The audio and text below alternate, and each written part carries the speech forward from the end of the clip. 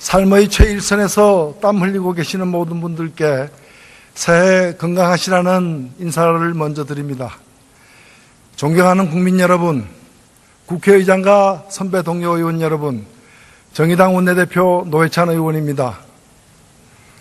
연인원 1천만 명이 훨씬 넘게 참여한 촛불 항쟁이 시작된 지 100여일이 지났습니다.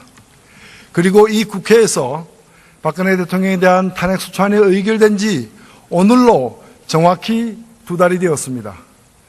1987년 직선제 개헌 이후 최악의 대통령이 만들어낸 사상 초유의 국정농단에 대한 저항이 6월 항쟁 이래 최고의 국민들에 의해 촛불 시민혁명으로 승화되는 한복판에 우리는 서 있습니다.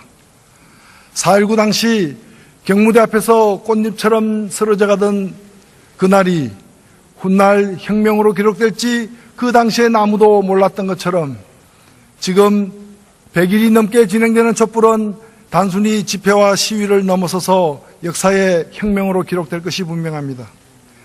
물론 촛불 시민혁명이 4.19나 6월 항쟁처럼 미완의 혁명으로 끝날지 성공으로 귀결될지는 앞으로의 일들이 결정하게 될 것이고 우리는 지금 그 분기점에 서 있습니다. 촛불 광장에서 가장 많은 사람들이 들고 외쳤던 손펜바는 박근혜 퇴진과 이게 나라냐 였습니다. 그러나 유감스럽게도 박근혜 대통령은 자진 사퇴를 거부하였고 이에 따라 국회는 대통령에 대한 탄핵 소추를 의결하고 특검법을 처리하였습니다. 저는 20대 국회가 출범 6개월 만에 절대다수 국민들의 여망을 받아들여 이 같은 역사적 결정을 내린 데 대해 이 자리를 빌어 정세균 국회의장과 선배 동료 의원 여러분의 용단에 경의를 표하고자 합니다. 이제 대통령은 헌법재판소에 의해 탄핵 심판 절차를 밟고 있고 국정농단 세력에 대한 특검의 수사가 진행되고 있습니다. 대다수의 국민들이 바라는 바대로 헌재의 판결과 특검 수사가 이루어진다면 머지않아 대통령은 파면될 것이고 최순실 일당과 함께 사법 처리될 것입니다. 그러면 이 사태는 종결되는 것입니까? 그렇지 않습니다. 대통령이 물러나고 국정농단 세력들이 처벌을 받는 것만으로는 대한민국은 바뀌지 않습니다. 대통령을 탄핵시킨 20대 국회에게 19대 대선으로 들어설 차기 정권에게 중요한 한 가지 과제가 더 남아 있습니다. 바로 이게 나라냐라는 물음에 답하는 일입니다. 촛불 시민혁명은 지난 10월 29일 2만여 명이 첫 촛불을 드는 것으로 시작해서 11월 5일 20만 명, 2주 만인 11월 12일 100만 명이 모여 촛불을 들었습니다. 연인원 참가 인원이 1천만이 넘어선 이 사태에 우리도 놀랐고 전 세계가 함께 놀랐습니다. 이처럼 많은 사람들이 이처럼 빠르게 공감대를 형성하게 된 배경은 무엇입니까? 많은 사람들이 최순실과 정유라를 거론합니다. 그러나 그들은 단지 불씨를 던졌을 뿐입니다. 이미 대한민국은 인화물질로 가득 찬 화약고였습니다. 바로 불평등, 불공정이라는 인화물질 말입니다. 정유라가 돈도 실력이라고 말했을 때 수많은 사람들이 분노한 것은 그것이 거짓이어서가 아니라 사실이었기 때문이었습니다. 어느 철부지의 철없는 주장이 아니라 우리 모두가 알고 있는 대한민국의 적나라한 치부에 대한 조롱이었기 때문입니다. 지난 1월 스위스 다보스 포럼에서 세계 소득 불평등 실태를 고발하는 99%를 위한 경제보고서를 발표해 주목을 받은 바 있는 위니 비아니마 옥스팜 총재는 한국의 촛불 시위는 불평등에 대한 대중의 분노가 표출된 경제사건이라 규정하였습니다. 능력이 없으면 부모나 원망해야 하는 대한민국, 돈이 실력인 대한민국은 우리만 아는 비밀은 아니었습니다. 경제 불평등과 양극화는 현재 지구촌의 공통적인 고민거리입니다. 다보스 포럼이 최근 발표한 세계위험 보고서는 경제 불평등, 세계 양극화, 환경위험 증대를 향후 10년 지구촌을 위협하는 3대 위험 요소로 규정하였습니다. 그러나 우리나라의 경우 경제 불평등과 사회 양극화는 미래의 위험이 아니라 1997년 외환위기 이후 20년째 지속되고 더욱 빠르게 악화되고 있는 현재 진행형의 위험입니다. 지난해 국회 입법조사처가 국제통화기금 등의 자료를 분석한 결과 우리나라 상위 10%의 소득 집중도는 세계에서 가장 빠른 속도로 늘어 1995년 29.2%에서 2012년 44.9%로 미국 다음으로 높은 수준이 되었습니다. 이 20년 동안 비정규직 수, 노인 빈곤율, 노인 자살률, 심지어 노인 범죄율에 이르기까지 각종 양극화 수치가 악화되어 온 것은 잘 알려진 사실입니다. 우리나라에서 경제 불평등과 이로 인한 사회 양극화가 유례없이 빠르고 완강하게 진행된 배경에는 첫째, 양극화를 촉진시키는 정책이 끊임없이 추진되고 있으며, 둘째, 기회균등을 통해 양극화를 해소하는 데 기여해야 할 교육이 오히려 부가 세습되고 관한이 승계되는 통로로서 역기능을 하고 있다는 사실입니다. 특히 문제가 심각한 것은 이 같은 경제적 불평등이 불공정한 경쟁과 정책 결정을 통해 더욱 악화되고 있다는 사실입니다. 대통령까지 연루된 최근의 국정농단 사태야말로 특권, 불법, 반칙으로 점철된 불공정의 전형이 아니고 무엇이겠습니까? 옥수팜에 따르면 이건희 삼성전자 회장 등 18명의 부자가 전체 국민 소득 하위 30%와 비슷한 수준의 자산을 보유하고 있다고 합니다. 최근 검찰 조사에 따르면 이 18명 중 11명이 박근혜 대통령이 만든 두 재단에 기금을 출연했다고 합니다.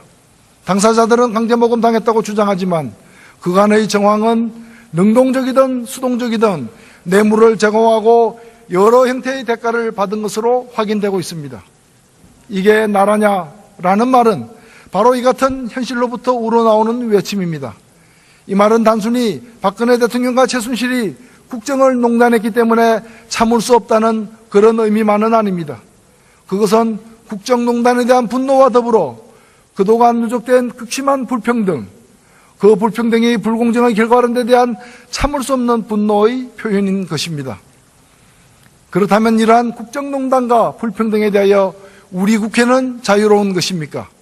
박근혜 대통령은 지난 2015년 7월 24일 대기업 총수 17명과 오찬을 하고 7명의 재벌 회장과는 따로 독대를 하여 미르재단 출연을 요구합니다.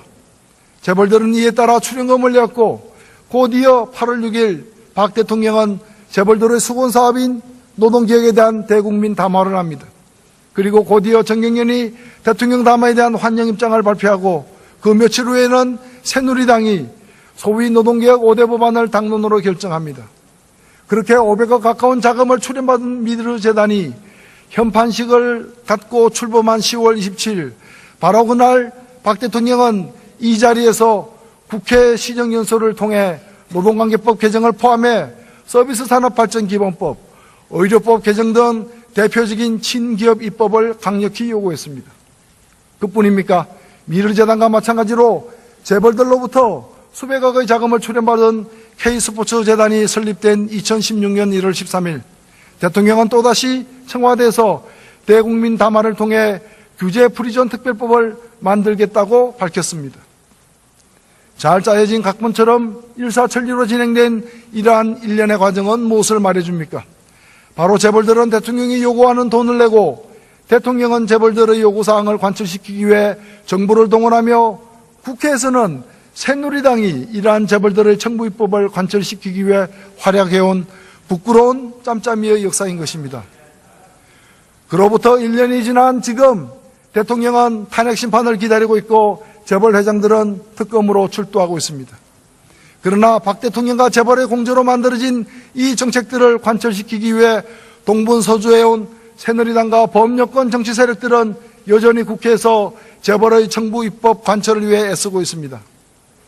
새누리당 의원 여러분, 박 대통령과 재벌이 결탁하여 벌여온 모든 행동들이 이제 사법 처리의 대상, 단죄의 대상이 되고 있는데 왜 새누리당은 아직도 그 당시 만들어진 청부 입법에서 못 벗어나고 있는 것입니까?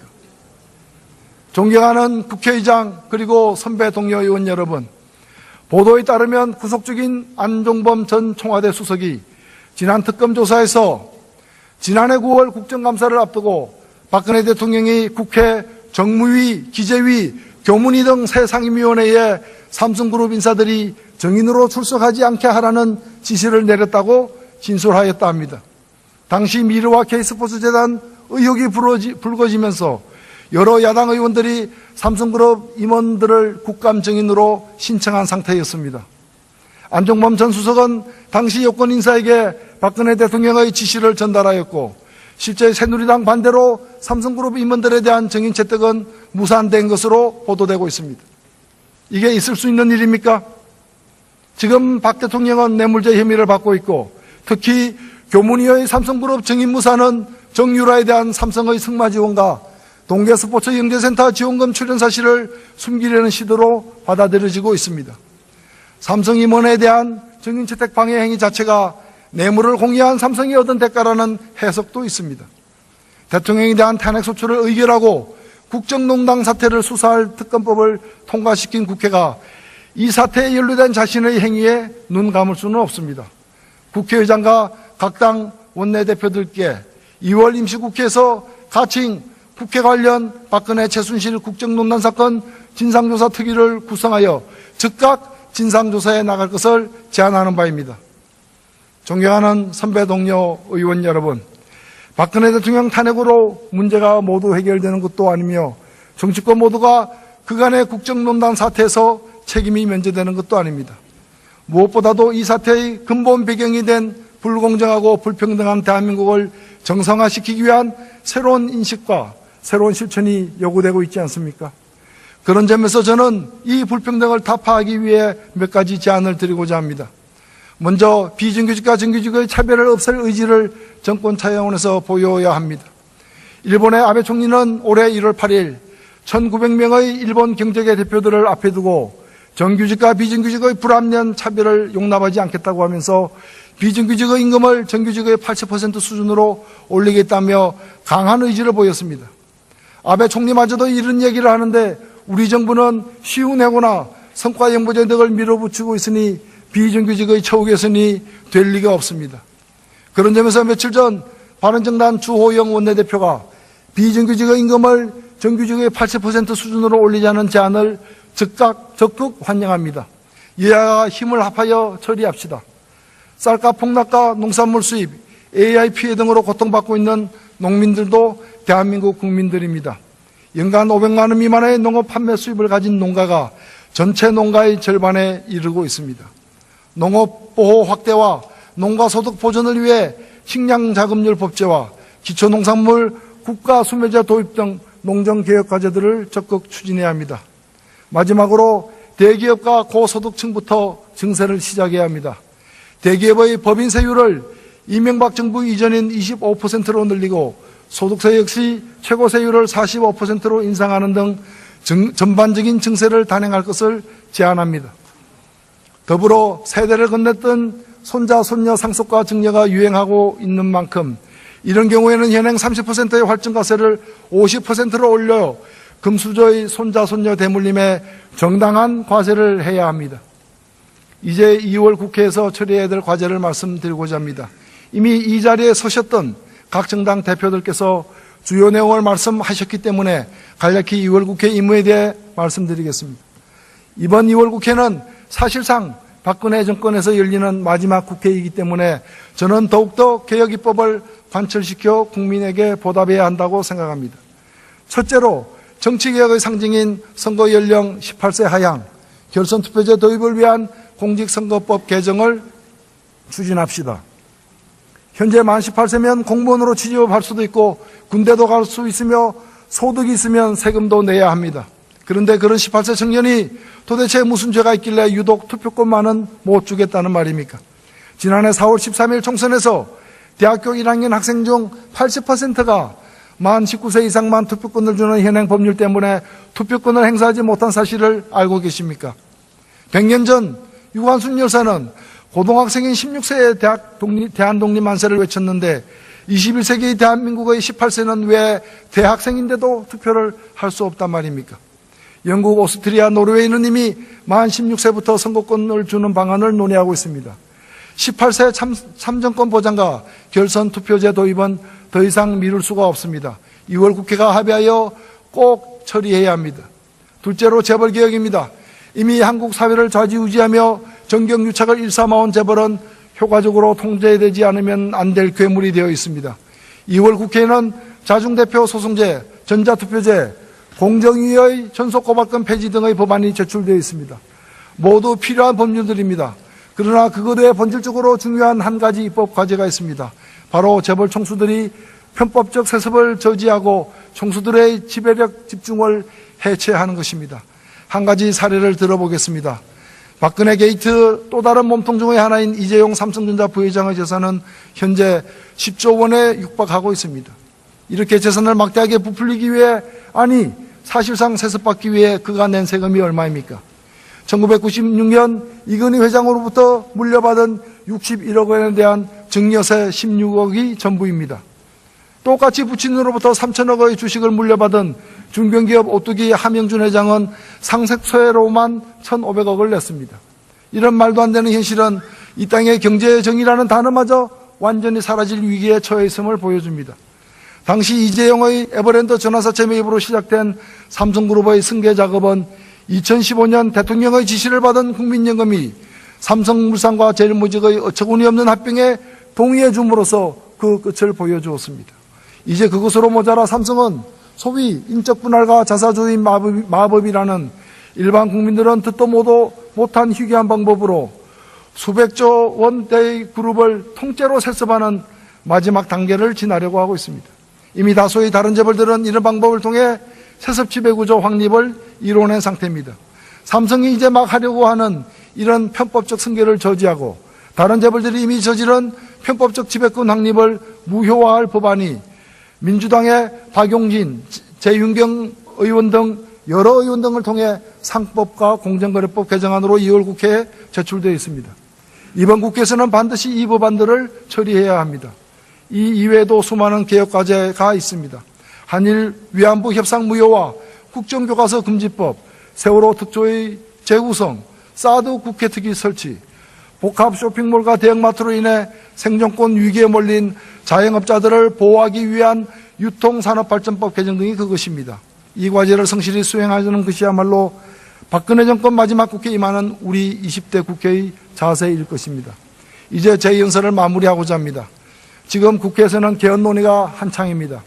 특히 권력 구조에 대한 개헌 논의가 더 활발합니다. 많은 분들이 제왕적 대통령제의 폐해를 지적하고 대통령 권력의 분권을 주장합니다. 개헌에 관한 다양한 견해가 있으나 국회의 권한이 강화되는 데 다수가 동의하고 있습니다. 그러나 승자 독식의 현행 국회의원 선거제도를 그대로 둔 채 국회의 권한을 강화시킨다면 그것은 위험한 길이 될 가능성이 큽니다. 따라서 선거제도의 근본적 개혁이야말로 개헌과 함께 이루어져야 합니다. 공교롭게도 오늘날 복지국가들을 만든 대부분의 나라들이 정당 명부식 비례대표제를 통해 국민의 지지가 권력에 온전히 반영되는 제도를 채택하고 있습니다. 연동형 비례대표제라고 불리우기도 하는 이 정당 명부 비례대표제는 국민의 사표를 방지함으로써 정치에 대한 관심을 높이고 다양한 국민의 요구와 지향이 정치에도 정확히 반영되는 가장 선진적인 정치제도입니다. 이미 국회에는 개헌특위가 설치되어 맹렬히 가동 중입니다. 선거제도 개혁을 위한 특위도 별도로 설치할 것을 제안합니다. 그리하여 우상호 더민주당 원내대표의 제안처럼 2018년 6월 지방선거 때 개헌안과 함께 선거제도 개혁안에 대한 국민투표를 동시에 실시할 것을 제안합니다. 국회의원 선거제도는 국회의원을 위한 제도이기 이전에 권력의 주체인 국민들을 위한 제도입니다. 뉴질랜드, 영국도 국민투표를 통해 선거제도를 결정했습니다. 국민의 뜻이 우선 반영되는 선거제도 개혁에 함께 나섭시다. 정의당이 앞장서겠습니다. 긴 시간 경청해 주셔서 고맙습니다. 남아 있습니다. 바로 이게 나라냐라는 물음에 답하는 일입니다. 촛불 시민혁명은 지난 10월 29일 2만여 명이 첫 촛불을 드는 것으로 시작해서 11월 5일 20만 명, 2주 만인 11월 12일 100만 명이 모여 촛불을 들었습니다. 연인원 참가 인원이 1천만이 넘어선 이 사태에 우리도 놀랐고 전 세계가 함께 놀랐습니다. 이처럼 많은 사람들이 이처럼 빠르게 공감대를 형성하게 된 배경은 무엇입니까? 많은 사람들이 최순실과 정유라를 거론합니다. 그러나 그들은 단지 불씨를 던졌을 뿐입니다. 이미 대한민국은 인화물질로 가득 찬 화약고였습니다. 바로 불평등, 불공정이라는 인화물질 말입니다. 정유라가 돈도 실력이라고 말했을 때 수많은 사람들이 분노한 것은 그것이 거짓이어서가 아니라 사실이었기 때문이었습니다. 어느 철부지의 철없는 주장이 아니라 우리 모두가 알고 있는 대한민국의 적나라한 치부에 대한 조롱이었기 때문입니다. 지난 1월 스위스 다보스 포럼에서 세계 소득 불평등 실태를 고발하는 99%를 위한 경제보고서를 발표해 주목을 받은 바 있는 위니 비아니마 옥스팜 총재는 한국의 촛불 시위는 불평등에 대한 대중의 분노가 표출된 경제사건이라 규정하였습니다. 능력이 없으면 부모나 원망해야 하는 대한민국, 돈이 실력인 대한민국은 우리만 아는 비밀은 아니었습니다. 경제 불평등과 양극화는 현재 지구촌의 공통적인 고민거리입니다. 다보스 포럼이 최근 발표한 세계위원 보고서는 경제 불평등, 세계 양극화, 사회의 여망을 받아들여 이 같은 역사적 결정을 내린 데 대해 이 자리를 빌어 정세균 국회의장과 선배 동료 의원 여러분의 용단에 경의를 표하고자 합니다. 이제 대통령은 헌법재판소에 의해 탄핵 심판 절차를 밟고 있고 국정농단 세력에 대한 특검의 수사가 진행되고 있습니다. 대다수의 국민들이 바라는 바대로 헌재의 판결과 특검 수사가 이루어진다면 머지않아 대통령은 파면될 것이고 최순실 일당과 함께 사법 처리될 것입니다. 그러면 이 사태는 종결되는 것입니까? 그렇지 않습니다. 대통령이 물러나고 국정농단 세력들이 처벌을 받는 것만으로는 대한민국은 바뀌지 않습니다. 대통령을 탄핵시킨 20대 국회에게 19대 대선으로 들어설 차기 정권에게 중요한 한 가지 과제가 더 그날이 훗날 혁명으로 기록될지 그 당시엔 아무도 몰랐던 것처럼 지금 100일이 넘게 진행되는 촛불은 단순히 집회와 시위를 넘어서서 역사의 혁명으로 기록될 것이 분명합니다. 물론 촛불 시민혁명이 4.19나 6월 항쟁처럼 미완의 혁명으로 끝날지 성공으로 귀결될지는 앞으로의 일들이 결정하게 될 것이고 우리는 지금 그 분기점에 서 있습니다. 촛불 광장에서 가장 많은 사람들이 들고 외쳤던 손팻말은 박근혜 퇴진과 이게 나라냐 였습니다. 그러나 유감스럽게도 박근혜 대통령은 자진 사퇴를 거부하였고 이에 따라 국회는 대통령에 대한 탄핵 소추를 의결하고 특검법을 처리하였습니다. 저는 20대 국회가 출범 6개월 만에 절대다수 국민들의 삶의 최일선에서 땀 흘리고 계시는 모든 분들께 새해 건강하시라는 인사를 먼저 드립니다. 존경하는 국민 여러분, 국회의장과 선배 동료 의원 여러분, 정의당 원내대표 노회찬 의원입니다. 연인원 1천만 명이 훨씬 넘게 참여한 촛불 항쟁이 시작된 지 100여일이 지났습니다. 그리고 이 국회에서 박근혜 대통령에 대한 탄핵 소추안이 의결된 지 오늘로 정확히 2달이 되었습니다. 1987년 직선제 개헌 이후 최악의 대통령이 만들어낸 사상 초유의 국정농단에 대한 저항이 6월 항쟁 이래 최고의 국민들에 의해 촛불 시민혁명으로 승화되는 한복판에 우리는 서 있습니다. 4.19 당시 경무대 앞에서 꽃잎처럼 쓰러져 가던